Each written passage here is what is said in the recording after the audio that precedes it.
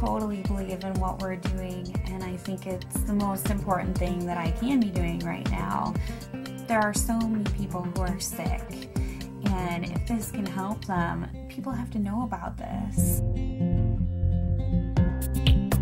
It's fantastic that I get to share this with my family, that we're doing this together, and that we both feel so passionately about it. She was on over 40 different medicines. She had been on methotrexate and Plaquenil, one of those which nearly destroyed her vision. All the potent anti-inflammatories, the Vioxx and the Celebrex, and was on all sorts of painkillers and all sorts of antibiotics. She had classic steroid toxicity. Her face was the shape of a moon because there's a lot of swelling that occurs in the face. At the age of 16 was diagnosed with juvenile rheumatoid arthritis, and that evolved into a lupus condition, a diagnosis of interstitial cystitis, an autoimmune disorder. Bedridden 4 years. Her mother thought she would never survive. I went to talk to William as a friend and as a doctor about his experience with patients and how they used cannabis. Seeing what the juicing did for me, using it in this form, was so significant. It changed my life. About 4 to 6 weeks after I started on juicing every day, I had no more back pain. I didn't need pain pills. I felt the best I ever had. A lot of people think cannabis and pot are not medicine. I had stumbled on an article in Scientific American, December 2004. They had an article on marijuana as the brain's own marijuana, and they introduced the idea that the body produces compounds that are very similar to those found in marijuana or cannabis. Cannabis actually goes upstream. It provides feedback from the postsynaptic nerve to the presynaptic nerve, which was unheard of in neurochemistry. I mean, all neurotransmissions were unidirectional, and all of a sudden, swimming against the force of that are these little cannabinoid molecules that tie the whole system together. The phytocannabinoids from this plant augment the body's attempt to restore and increase function to a normal level. So it mimics the regulatory system of cellular physiology. And recently the Food and Drug Administration has approved of CBD, which is a cannabinoid like THC, one of 80 cannabinoids. The federal patent compares vitamin C, vitamin E, and CBD, or cannabidiol. CBD turns out to be more potent than either of those two. The thing that I warn my patients of is, if you're going to be juicing this flower and this leaf, and you're going to be doing this high-dose, non-psychoactive cannabinoid dietary approach, please do not heat it. When you heat cannabis, you make it psychoactive, which for a large part of the community, the psychoactivity of a plant is a measure of its medical quality. But it's really quite the inverse. If you heat or age cannabis in any way, you're destroying some of the medicinal properties of it. To use the plant effectively, we have to use it the way it evolved over 34 million years, which is raw. Because when it's raw, the THC is bound up as THC acid. It requires aging, drying, so as a hunter-gatherer, we gather this plant and we notice, wow, as this plant ages, it changes character. It suddenly has a psychoactive effect. I think that's the most exciting area of cannabis research, is looking at non-psychoactive cannabinoids. Because if you do heat it, you'll decarboxylate the THC acid, and you're going to have 600 milligrams of THC acid with the CBD acid. You would be unconscious probably for the better part of the week. Between heating the plant, whether that's in a sucker, a cookie, a baked good, a butter, vaporized, smoked, all of those techniques convert THC acid, which is non-psychoactive, into THC and provide you with that 10 milligram dose. But if you eat the plant raw, then THC acid is the way it's found in the plant. It's not psychoactive. The juicing allows you to get up to the 500 to 600 milligrams, which is 60 times more than you could tolerate if it was heated. This treatment is not psychoactive. People don't have to be stoned when they take it. They can take it and go to work. They can take it and play with their kids.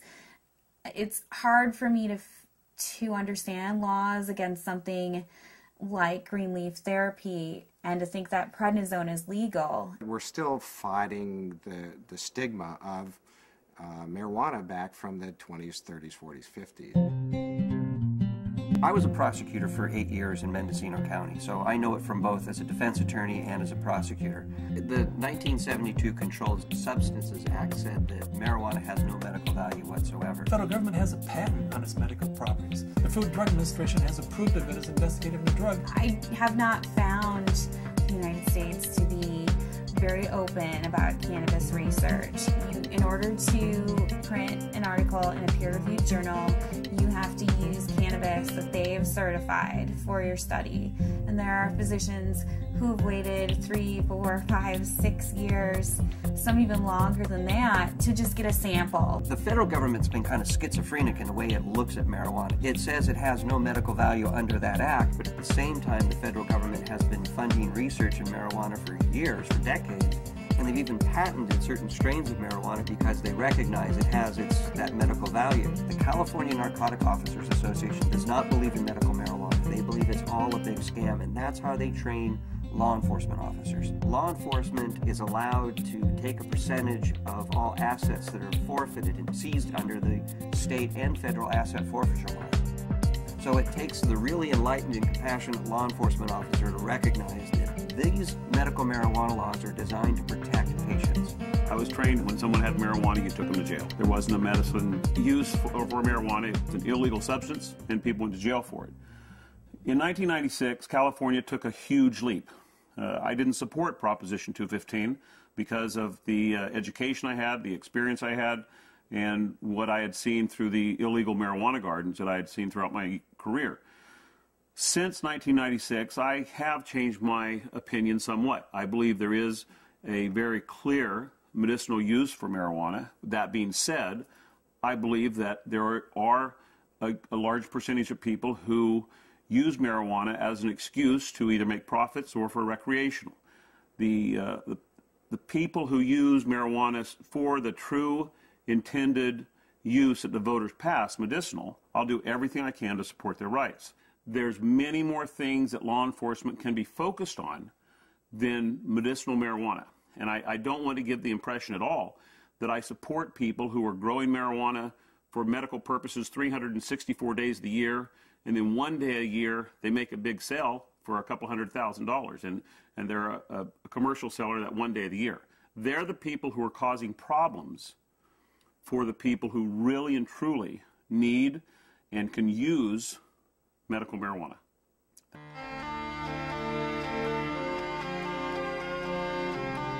Terrifying, to be told as a parent that your child does have a tumor in her brain. It took 24 hours in the operating room. They gave us a 10% chance of survival with treatment. The Oakland Children's Hospital, where they called me and they said they had a baby who they were discharging home. This baby had completed all treatment that would be useful for it, had a brain tumor,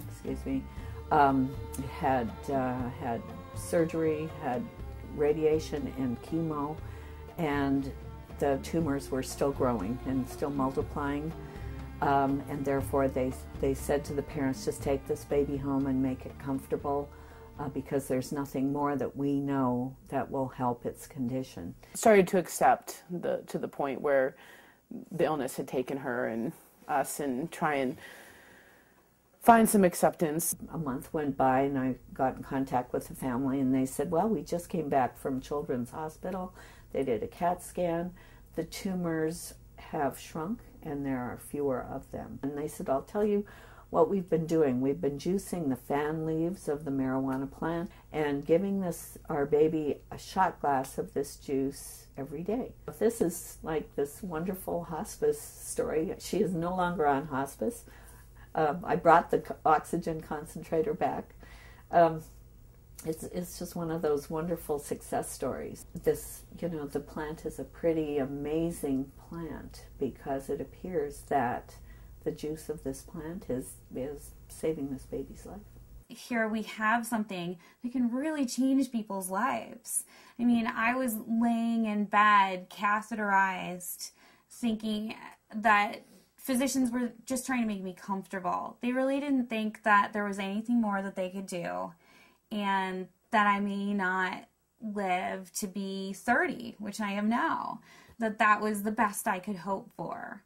the best I could hope for was taking enough methadone and Percocet every day that I just didn't feel anything at all. I had gotten in touch with Dr. Courtney because we had received a doctor's recommendation from one of his patients, and in it asked that they start juicing the leaves and having capsules and a few other items which I didn't know anything about. So after I contacted him, I was really excited to hear that there might be some other alternatives to the smoking of the cannabis. These are friends we've had in the past year.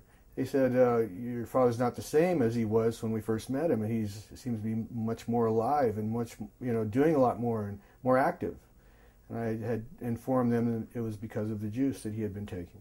Right after we started juicing, that he seemed to be more active. We would do things out in the garage more, and he wouldn't spend so much time in his chair. We have ran out periodically in the last year and a half, and that's what made me convinced that he needed it, because when he would run out, he would have trouble getting out of the car. I had 4 doctors tell me that I should have a hysterectomy. You either have no ovaries, or at the very least you're sterile. That my endometriosis was so bad I would never be able to have a child. Despite very potent birth control, despite being sterile, Zahaya decided she was going to come join the party.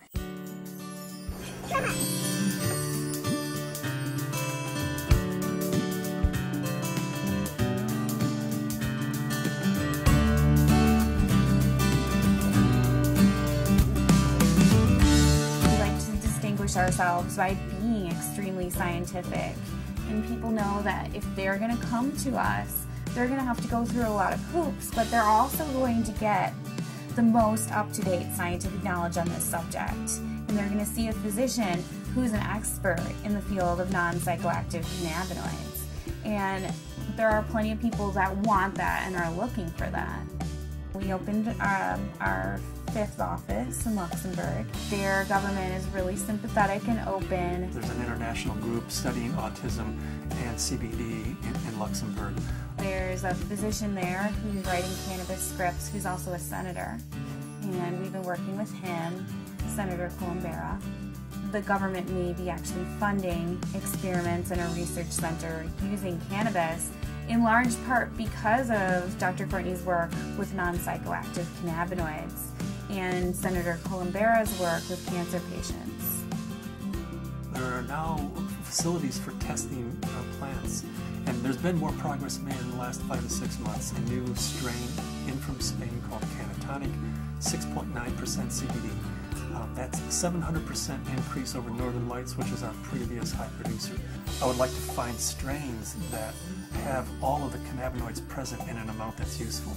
I'd like to produce strains that are adapted to environment. In Luxembourg, we're producing thousands and thousands of pounds of seed, to raise the money to give away, a half a pound of seed, because if that person grows an acre of cannabis and feeds their family the proteins and the fatty acids, incredible food source, an incredible preventative medicine source, and an incredible therapeutic source. And at the same time, they're sucking 5 times as much CO2 out of the environment as an acre of trees. First, we have to change Convention Treaty Number 1, which was the convention that the UN put out in 1961 that says cannabis as a crime should be, if you have it, if you grow it, if it's in your possession, you should be in prison. That dogma has dominated the world right now. They're asking for input from the World Health Organization. I'm in the process of writing a letter stating that this is a dietary essential. It's not a criminal thing, because we have to change that treaty before we can go into Central and South America and say, you grow yourself an acre of this plant, feed your family, prevent illnesses. So Cannabis International kind of legalizing the plant globally, giving it back to people as a food source, prevent illness is so much better than waiting until you have diseases. With my own experience and all the patients that I've spoken to, I believe that it's not an isolated incident, that this is the best medication